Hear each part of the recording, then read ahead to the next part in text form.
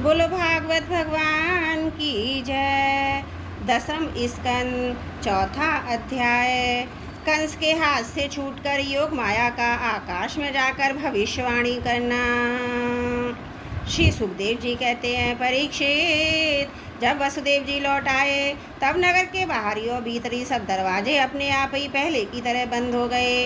इसके बाद नवजात शिशु के रोने की ध्वनि सुनकर द्वारपालों की नींद टूटी। तुरंत भोजराज कंस के पास गए और देवकी को संतान होने की बात कही। कंस तो बड़ी आकुलता और घबराहट के साथ इसी बात की प्रतीक्षा कर रहा था। द्वारपालों की बात सुनते ही वह झटपट पलंग से उठ खड़ा हुआ और बड़ी शीघ्रता से सूतिका गृह की ओर झपटा। इस बार तो मेरे काल का ही जन्म हुआ है, यह सोचकर वह बेहल हो रहा था, और यही कारण है कि उसे इस बात का भी ध्यान न रहा कि उसके बाल बिखरे हुए हैं। रास्ते में कई जगह वह लड़खड़ा कर गिरते गिरते बचा। बंदी गृह में पहुंचने पर सती देवकी ने बड़े दुख और करुणा के साथ अपने भाई कंस से कहा, मेरे हितैषी भाई, यह कन्या तो तुम्हारी पुत्र वधू के समान है, स्त्री जाति की है। तुम्हें स्त्री की हत्या कदापि नहीं करनी चाहिए। भैया, तुमने देववश मेरे बहुत से अग्नि के समान एक तेजस्वी बालक मार डाले। अब केवल यही एक कन्या बची है, इसे तो मुझे दे दो। अवश्य ये तुम्हारी छोटी बहन हूँ। मेरे बहुत से बच्चे मर गए, इसलिए मैं अत्यंत दीन हूँ। मेरे प्यारे भाई और समर्थ भाई, तुम मुझ मंदभाग्नि को यह अंतिम संतान अवश्य दे दो। श्री सुखदेव जी कहते हैं, परीक्षित, कन्या को अपनी गोद में छिपाकर देवकी जी ने अत्यंत दीनता के साथ रोते रोते याचना की, परंतु कंस बड़ा दुष्ट था। उसने देवकी जी को झिड़क कर उसके हाथ से वह कन्या छीन ली। अपनी इस नन्ही सी नवजात भांजी के पैर पकड़कर कंस ने उसे बड़े जोर से एक चट्टान पर दे मारा।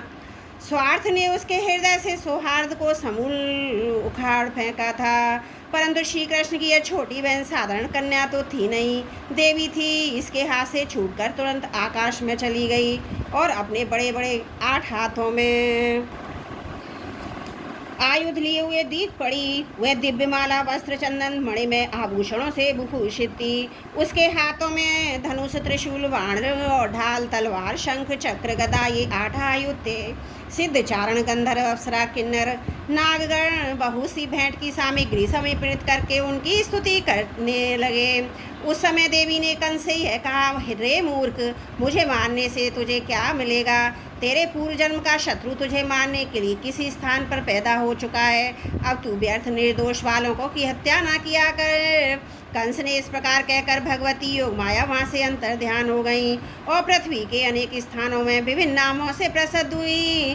देवी की यह बात सुनकर कंस को असीम आश्चर्य हुआ। उसने उसी समय देवकी और वसुदेव को कैद से छोड़ दिया और बड़ी नम्रता से उनसे कहा, मेरी प्यारी बहनों बहनोई, हाय हाय, मैं बड़ा पापी हूँ। राक्षस जैसे अपने ही बच्चों को मार डालता हूँ, वैसे ही मैंने तुम्हारे बहुत से लड़के मार डाले।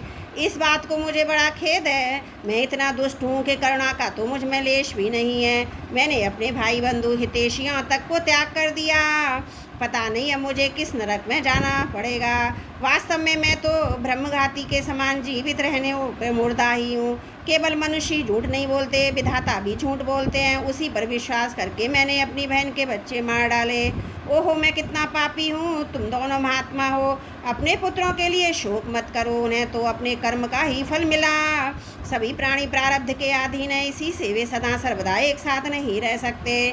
जैसे मिट्टी के बने हुए पदार्थ बनते और बिगड़ते रहते हैं, परंतु मिट्टी में कोई अदल बदल नहीं होती, वैसे ही शरीर का तो बनना बिगड़ना होता ही रहता है, परंतु आत्मा पर इसका कोई प्रभाव नहीं पड़ता। जो लोग इस तत्व को नहीं जानते, वे उस अनात्मा शरीर को ही आत्मा मान बैठते हैं। यही उल्टी बुद्धि अथवा अज्ञान है।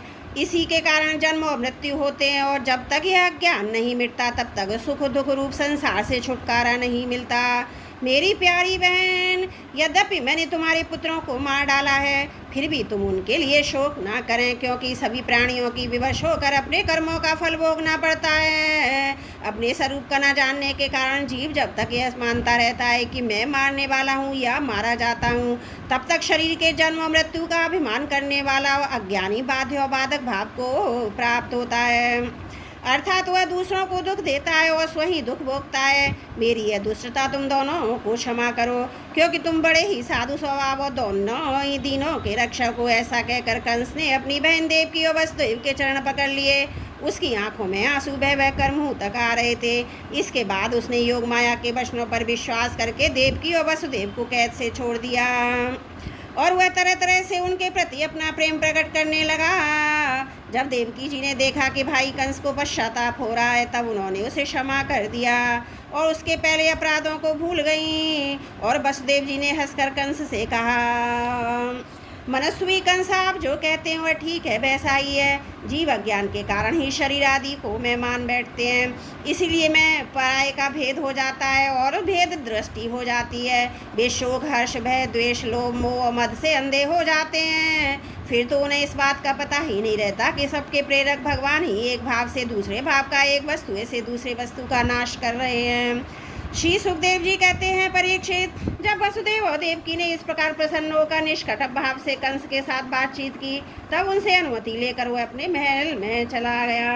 वह रात्रि बीत जाने पर कंस ने अपने मंत्रियों को बुलाया और योग माया ने जो कुछ कहा था वह सब उन्हें कह सुनाया। कंस के मंत्री पूर्णतः नीति निपुण नहीं थे। दैत्य होने के कारण स्वभाव से ही देवताओं के प्रति शत्रुता का भाव रखते थे। अपने स्वामी कंस की बात सुनकर वे देवताओं पर भी चिढ़ गए और कंस से कहने लगे, भोजराज, यदि ऐसी बात है तो तुम आज ही बड़े बड़े नगरों में, छोटे छोटे गांवों में, अहीरों की बस्तियों में, दूसरे स्थानों में जितने बच्चे हुए वे जाए, 10 दिन से अधिक के हों या कम के, सबको आज ही मार डालेंगे। समर भीरु देवगढ़ उद्योग करके ही क्या करेंगे? वे तो आपके धनुष की टंकार सुनकर ही सदा सर्वदा घबराए रहते हैं। जिस समय युद्धभूमि में आप चोट पर चोट करने लगते हैं, बाण वर्षा से घायल होकर अपने प्राणों की रक्षा के लिए इस समारंगण छोड़कर देवता लोग पलायन परायण होकर इधर उधर भाग जाते हैं।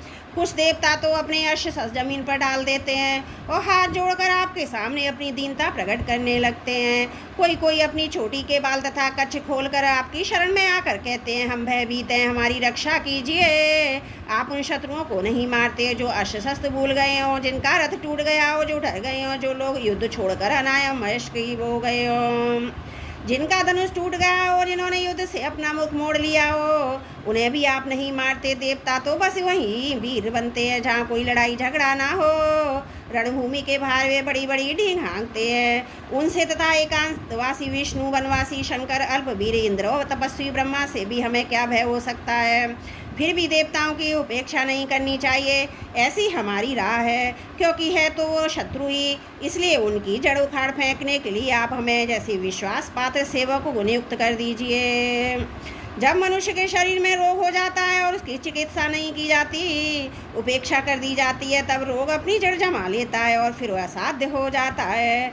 अथवा जैसे इंद्रियों की उपेक्षा कर देने पर उनका दमन असंभव हो जाता है, वैसे ही यदि पहले की शत्रु की उपेक्षा कर दी जाए, वो अपना पांव जमा ले, तो फिर उसको हराना कठिन हो जाता है।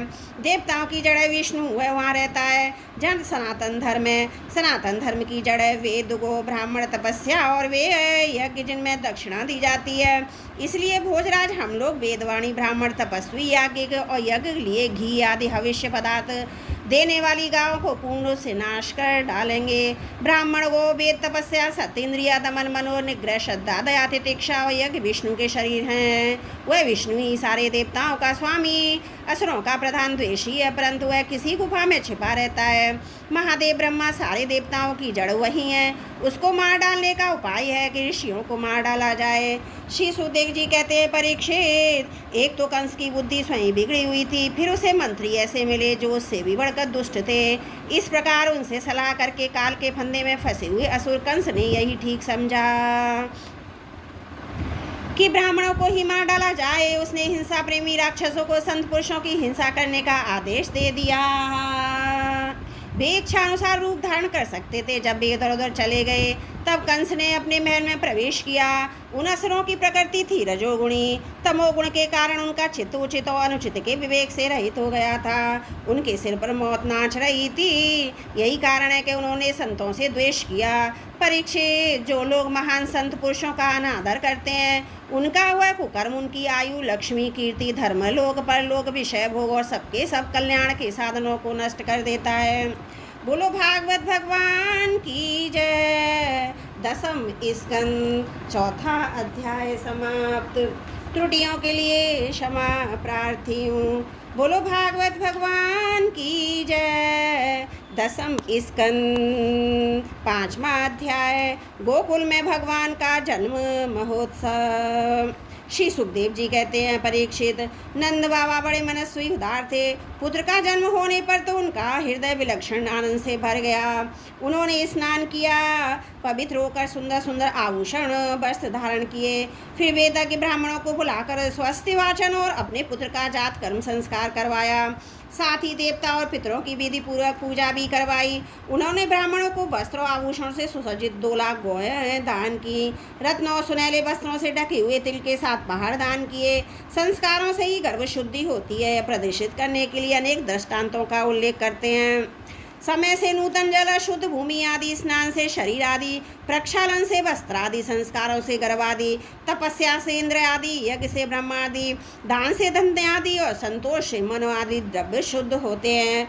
परंतु आत्मा की शुद्धि तो आत्मज्ञान से ही होती है। उस समय ब्राह्मण सूत मागध और बंदी जन मंगल में आशीर्वाद देने और स्तुति करने लगे। गायक गाने लगे, भैरी और धुंधुमियाँ बार बार बजने लगी। ब्रजमंडल के सभी घरों के द्वार, आंगन और भीतरी भाग झाड़ बुहार किए गए। उनमें सुगंधित जल का छिड़काव किया गया। उन्हें चित्र और विचित्र ध्वजा, पताका, पुष्पों की मालाएं, रंग बिरंगे वस्त्र, पल्लवों के बंदरवारों से सजाया गया। गाय, बैल और बछड़ों के अंगों में हल्दी तेल का लेप कर दिया गया। उन्हें घेरू आदि रंगीन धातुएं, मोर पंख, फूलों के हार, तरह तरह के सुंदर वस्त्र, सोने की जंजीरों से सजा दिया गया। परीक्षित, सभी ग्वाल बहुमूल वस्त्र पहने, अंगरखे पंगड़ियों से सुसज्जित होकर और अपने हाथों में भेंट की हुई बहुत सी सामग्रियां लेकर नंद बाबा के घर आए। यशोदा जी के पुत्र हुआ है, यह सुनकर गोपियों को भी बड़ा आनंद हुआ। उन्होंने सुंदर सुंदर वस्त्र, आभूषण, अंजन आदि से अपना श्रृंगार किया।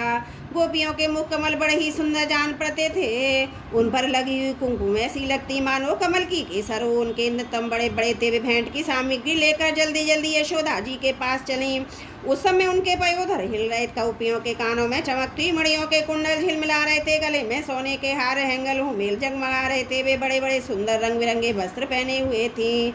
मार्ग में उनकी चोटियों में गुथे हुए फूल बरसते जा रहे थे। हाथों में जड़ाऊ कंगन अलग चमक रहे थे। उनके कानों के कुंडल, पयोधर और हार हिलते जाते थे। इस प्रकार नंद बाबा के घर जाते समय उनकी शोभा बड़ी अनूठी जान पड़ती थी। नंद बाबा के घर जाकर वे नवजात शिशु को आशीर्वाद देती, यही चिरंजीवी हो, भगवान आपकी रक्षा करे, और लोगों पर हल्दी तेल से मिला हुआ पानी छिड़क देती तथा ऊंचे स्वर से मंगल गान करती थी। भगवान श्री कृष्ण समस्त जगत के एकमात्र स्वामी हैं। उनके ऐश्वर्य, माधुर्य, वात्सल्य सभी अनंत हैं। वे जब नंद बाबा के ब्रज में प्रकट हुए, उस समय उनके जन्म का महान उत्सव मनाया गया। उसमें बड़े बड़े विचित्र और मंगल में बाजे बजाए जाने लगे।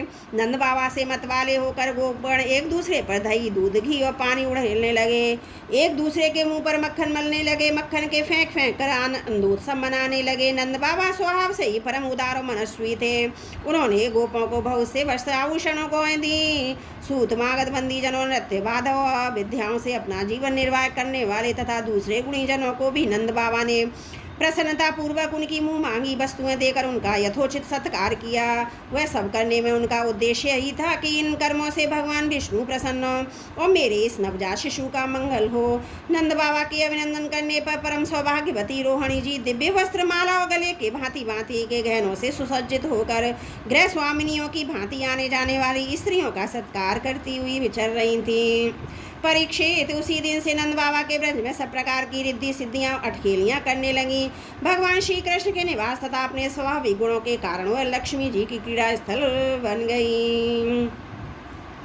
परीक्षित, कुछ दिनों के बाद नंद बाबा ने गोकुल की रक्षा का भार 2 दूसरे गोपों को सौंप दिया और वे स्वयं कंस का वार्षिक कर चुकाने के लिए मथुरा चले गए। जब वसुदेव जी को यह मालूम हुआ कि हमारे भाई नंद जी मथुरा में आए और राजा कंस को उसका कर भी दे चुके हैं, तब वे वहाँ नंद बाबा ठहरे हुए थे, वहाँ गए। वसुदेव जी को देखते ही नंद जी सहसा उठकर खड़े हुए, मानो मृतक शरीर में प्राण आ गया हो। उन्होंने बड़े प्रेम से अपने प्रियतम वसुदेव जी को दोनों हाथों से पकड़कर हृदय से लगा लिया। नंद बाबा उस समय प्रेम से विहल हो रहे थे। परीक्षित नंद बाबा ने वसुदेव जी का बड़ा स्वागत सत्कार किया। वे आदर पूर्वक आराम से बैठ गए। उस समय उनका चित्त अपने पुत्रों में लग रहा था। वे नंद बाबा से कुशल मंगल पूछकर कहने लगे। वसुदेव जी ने कहा, भाई तुम्हारी अवस्था ढल चुकी है। अब तक तुम्हें कोई संतान नहीं हुई थी, यहाँ तक कि अब तुम्हें संतान की कोई आशा भी ना थी। यह बड़े सौभाग्य की बात है कि अब तुम्हें संतान प्राप्त हो गई है। यह भी बड़े आनंद का विषय है कि आज हम लोगों का मिलना हो गया है। अपने प्रेमियों का मिलना भी बड़ा दुर्लभ है। इस संसार चक्र ही ऐसा है, इसे तो एक प्रकार का पुनर्जन्म ही समझना चाहिए। जैसे नदी के प्रबल प्रवाह में बहते हुए बेड़े और तिनके के सदा एक साथ नहीं रह सकते, वैसे ही सगे संबंधियों और प्रेमियों का भी एक स्थान पर रहना संभव नहीं है। यद्यपि वह सबको प्रिय लगता है, क्योंकि सबके प्रारब्ध कर्म अलग अलग होते हैं। आजकल तुम जिस महावन में अपने भाई बंधु स्वजनों के साथ रहते हो, उसमें जल घास और लता पत्र आदि तो भरे पूरे है ना। वह वन पशुओं के लिए अनुकूल और सब प्रकार के रोगों से बचा है। भाई मेरा लड़का अपनी माँ रोहिणी के साथ तुम्हारे ब्रज में रहता है। उसका लालन पालन तुम और यशोदा करते हो, इसलिए वह तो तुम्ही को अपने माता पिता मानता होगा। वह अच्छी तरह है ना। मनुष्य के लिए वे ही धर्म अर्थ और काम शास्त्र विदित हैं, जिनसे उसके स्वजनों को सुख मिले। जिनमें केवल अपने को ही सुख मिलता है किंतु अपने स्वजनों को दुख मिलता है, वे धर्म अर्थ और काम हितकारी नहीं हैं। नंद बाबा ने कहा, भाई वसुदेव, कंस ने देवी के गर्भ से उत्पन्न तुम्हारे कई पुत्र मार डाले। अंत में एक छोटी सी कन्या बच रही थी, वह भी स्वर्ग से धार गई। इसमें संदेह नहीं है कि प्राणियों का सुख दुख भाग्य पर ही अवलंबित है। भागी प्राणी का एकमात्र आश्रय जो जान लेता है कि जीवन के सुख दुख का कारण भागी ही है, वह उनके प्राप्त होने पर मोहित नहीं होता। वसुदेव जी ने कहा, भाई तुमने राजा कंस को उसका सालाना कर चुका दिया। हम दोनों मिल भर कर भी चुके हैं। अब तुम्हें यहाँ अधिक दिन नहीं ठहरना चाहिए, क्योंकि आजकल गोकुल में बड़े बड़े उत्पात हो रहे हैं। श्री सुखदेव जी कहते हैं, परीक्षित, जब वसुदेव जी ने इस प्रकार कहा, तब नंद आदि गोपों ने उनसे अनुमति ली। बैलों से जुते हुए छकड़ों पर सवार होकर गोकुल की यात्रा की।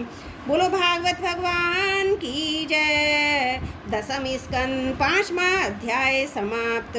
त्रुटियों के लिए क्षमा प्रार्थी हूँ।